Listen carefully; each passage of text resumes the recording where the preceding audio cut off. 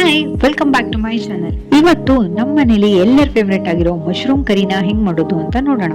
ಇದನ್ ಮಾಡಕ್ಕೆ ನಮ್ಗೆ ಕಸೂರಿ ಮೆಥಿ, ಬಿಳೆ ಎಳ್ಳು, ಮೆಂತೆ, ಸಾಸಿವೆ, ಜೀರಿಗೆ, ಕೊತ್ತಂಬರಿ ಕಾಳಿನ ಪುಡಿ, ಕರಿಮೆಣಸು, ಒಂದ್ 4ರಿಂದ 5 ಗೋಡಂಬಿ, ಬೆಳ್ಳುಳ್ಳಿ, ಹುಣಸೆಹಣ್ಣು ಹಾಗೂ ಕೆಂಪು ಮೆಣಸಿನಕಾಯಿನ ತಗೊಬೇಕು. ಈಗ ಒಂದ್ ಬೌಲ್ಗೆ ಕೆಂಪು ಮೆಣಸಿನಕಾಯಿ ಹಾಗೂ ಗೋಡಂಬಿನ ಹಾಕಿ ಬಿಸಿಯಾಗಿರೋ ನೀರನ್ನ ಹಾಕಿ ನೆನೆಯಕ್ಕೆ ಬಿಡಬೇಕು. ಈಗ 2 ಬಾಕ್ಸ್ ಮಶ್ರೂಮ್ ನ ಕ್ಲೀನ್ ಆಗಿ ತೊಳೆದು ಕಟ್ ಮಾಡ್ಕೊಬೇಕು. ಒಂದ್ ಮಿಕ್ಸಿ ಜಾರ್ ತಗೊಂಡು ಆಗ್ಲೇ ಹೇಳ್ದಂತ ಎಲ್ಲ ಡ್ರೈ ತರ ಮಿಕ್ಸಿ ಮಾಡ್ಬೇಕು. ಒಂದ್ ಬಾಣ್ಲೆಗೆ ತುಪ್ಪ ಅಥವಾ ಎಣ್ಣೆ ಹಾಕೊಂಡು ಸ್ವಲ್ಪ ಬಿಸಿ ಆದ ನಂತರ ಮಿಕ್ಸಿ ಮಾಡಿರುವಂತ ಕಂಪ್ಲೀಟ್ ಪೇಸ್ಟ್ ನ ಅದಕ್ಕೆ ಹಾಕಿ ಗಟ್ಟಿ ಆಗೋವರೆಗೂ ಬಾಯ್ಲ್ ಮಾಡ್ತಾ ಇರ್ಬೇಕು. ನಾವು ಒಂದ್ 5ರಿಂದ 10 ನಿಮಿಷ ಕುದಿಸ್ತಾ ಬಂದ್ರೆ ಅದು ಈ ರೀತಿ ಪೇಸ್ಟ್ ಆಗಿ ಕಾಣುತ್ತೆ. ಈಗ ನಾವು ಇದಕ್ಕೆ ಫ್ರೈ ಮಾಡಿಟ್ಟಿರುವಂತಹ ಮಶ್ರೂಮ್ ನ ಸೇರಿಸ್ಕೊಬೇಕು.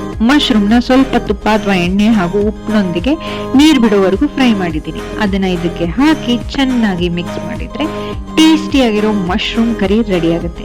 ಇದನ್ನ ನೀವು ಚಪಾತಿ ಅಥವಾ ಘೀ ರೈಸ್ ಜೊತೆಗೆ ಎಂಜಾಯ್ ಮಾಡಬಹುದು. ನೀವು ಕೂಡ ಟ್ರೈ ಮಾಡಿ ಹೇಗಿತ್ತು ಅಂತ ಕಮೆಂಟ್ ಮಾಡಿ.